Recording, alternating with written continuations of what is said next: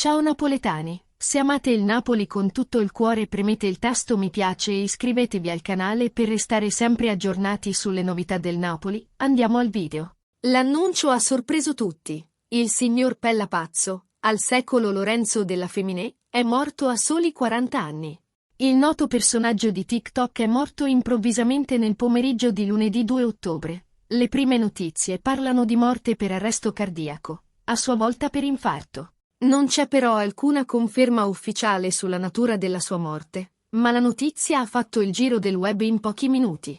La notizia della sua morte ha scioccato i suoi follower, che sul suo profilo TikTok hanno superato di gran lunga il 1.000.000. Nei giorni scorsi Mr. Pella Pazzo era già stato ricoverato in ospedale a causa di un malore, come rivelato dallo stesso TikToker ai suoi appassionati fan, che ora ne piangono la scomparsa. Muore il signor Pella Pazzo, dolore a Napoli. La notizia ha sconvolto tutti i tifosi social, che lo seguivano con affetto già da tempo. Il signor Pella Pazzo è morto, ricoverato alla clinica Villa dei Fiori, ad Acerra, con le prime notizie che parlavano di malore. Secondo le prime informazioni, il suo ricovero in ospedale nei giorni scorsi sarebbe dovuto all'uso eccessivo di farmaci, dovuto alla labirintite diagnosticata nei mesi scorsi. L'annuncio ha preso d'assalto i social media, con i fan che hanno espresso la loro tristezza per una delle personalità più seguite nel mondo dei social media.